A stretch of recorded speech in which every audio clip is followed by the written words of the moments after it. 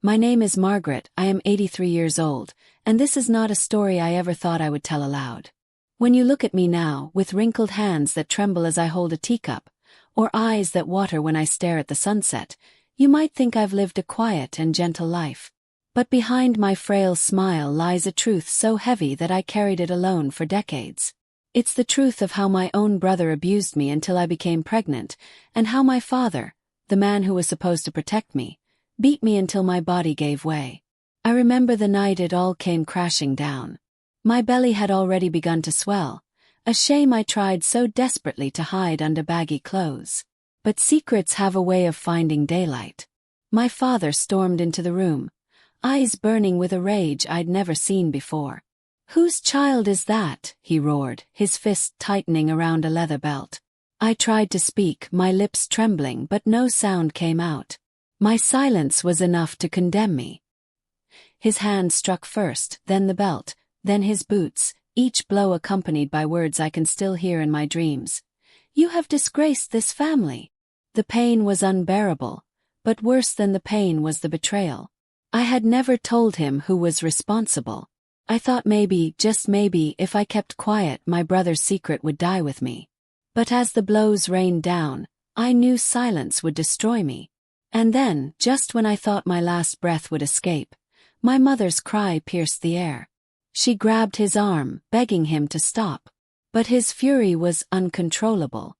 That was the night my world broke, and the night I wished death would come swiftly. But that is not where my story begins.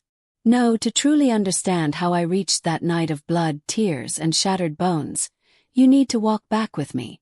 Back to when I was just a little girl in a small wooden house, barefoot in the fields, dreaming of nothing more than the sound of my mother's laughter and the comfort of my father's approval.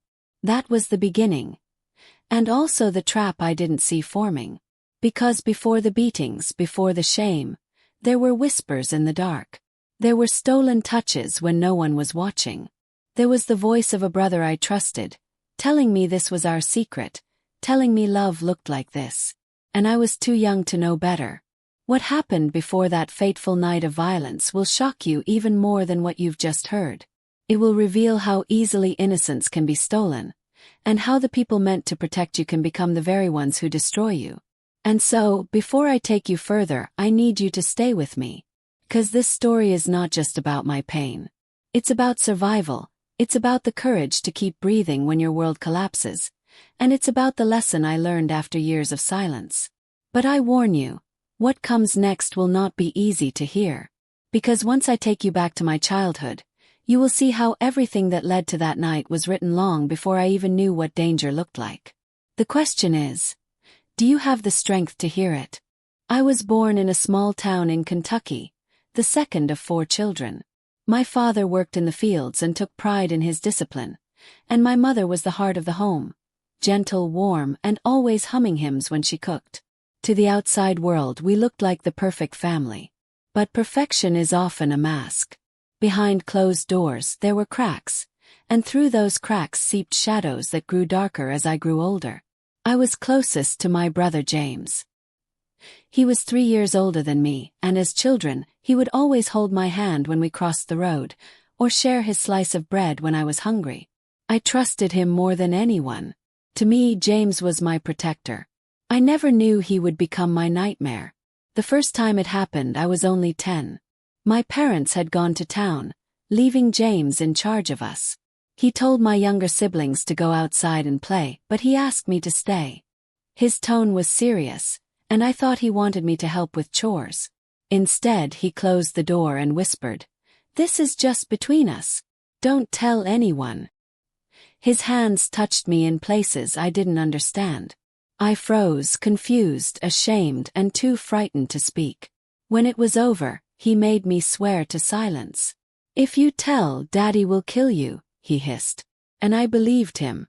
That was the beginning of years of torment. By day, James was my brother, laughing, playing, and protecting me from schoolyard bullies. By night, he was someone else entirely. He would creep into my room, silence me with threats, and take what he wanted. Each time I died a little more inside. I wanted to tell my mother, but I feared her disbelief, feared my father's wrath. And above all, I feared James. The weight of the secret changed me. I grew quieter, lonelier. My teachers noticed, but in those days people didn't ask questions about what went on at home. My silence was invisible to the world. Only I knew the storm brewing within me. And then came the day everything shifted forever. I was 13 when I realized I had missed 2 cycles. My stomach knotted with fear. My body felt different, and soon the truth became undeniable. I was carrying my brother's child. But how long could I hide it? How long before my parents saw? The walls of silence were closing in, and I was trapped in a secret that could no longer stay buried. The first person who noticed was my mother. She was folding laundry when she glanced at me and frowned. "Margaret, you've been looking pale," she said softly. "And your dresses, they're getting tighter." I laughed nervously, insisting I was fine, but I saw the suspicion in her eyes. Within weeks, the truth betrayed me. My belly swelled, my appetite grew, and the whispers in the house began. My younger siblings asked innocent questions I had no answers for. James avoided me more and more, guilt etched in his face, but he never once confessed. He left me to carry the shame alone. The day my father found out is burned into my memory. He stormed into the room, dragging me by the arm. "Who did this?" he thundered. "Whose bastard is this?" My lips trembled. Should I tell him the truth? Should I expose James? But terror held me back. My father's temper was legendary. If I spoke, he might kill us both. So I stayed silent. My silence was my undoing. My father took it as defiance. His fists fell heavy, his belt struck harder, and his boots broke me down.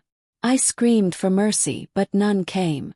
My mother tried to intervene, crying, begging him to stop, but he shoved her aside. That night I thought I would die. But I didn't die. I woke up bruised, broken, and still carrying the life inside me. My father's rage had not ended my suffering. It had only begun a new chapter.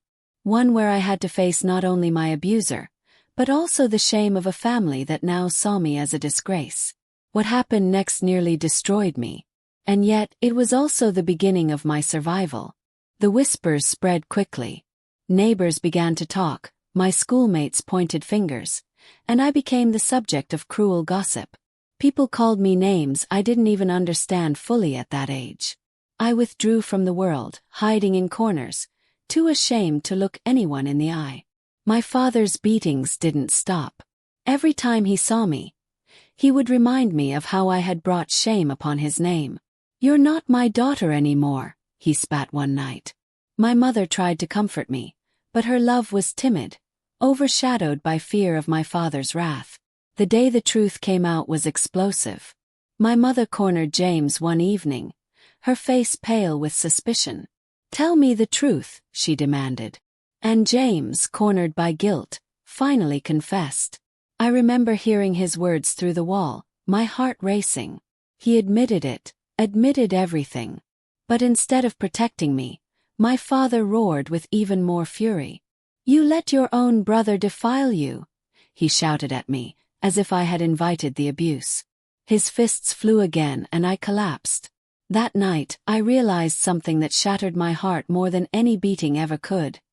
In my father's eyes, I was not a victim. I was the villain. The child growing inside me was not seen as a baby.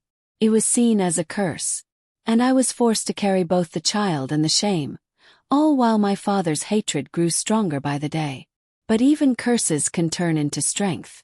Even in that darkness, something inside me refused to die. I carried the pregnancy to term, each month a mixture of fear, shame, and confusion. My body changed, my childhood was stolen, and yet I held on. When the time came, I gave birth to a baby girl. I was only 14. Too young to be a mother, too broken to understand love. My father refused to let me hold her. "She's not yours," he declared coldly. My mother raised her as if she were her own. To the outside world, my daughter was my sister. And I lived with the ache of watching her grow up without knowing the truth. Every time I looked into her eyes, I saw James. And yet I also saw innocence. She was not to blame for the sins that created her. James eventually left home. He married, had children, and lived as though nothing had ever happened. My father died years later, never once apologizing, never once acknowledging the pain he caused. My mother carried the secret with me until her last breath. I carried the scars. For decades I stayed silent. I lived my life in the shadows, married late, and never told anyone the full truth. Till now. Because silence does not heal, it only deepens the wounds. I share my story not for pity but for truth. To tell every young girl, every woman listening, if someone hurts you, speak. Do not let fear or shame silence you. Do not carry the burden alone. Because secrets kill but truth sets you free. I am Margaret. I am 83. I am a survivor. And though my body is frail, my voice is strong. This is my truth, and I will carry it no longer in silence. Remember this. Family is not always who shares your blood. Sometimes family is the people who protect your heart. Thank you for listening. Share this story if it touched you, and never forget, your silence should never protect the guilty. Stay strong.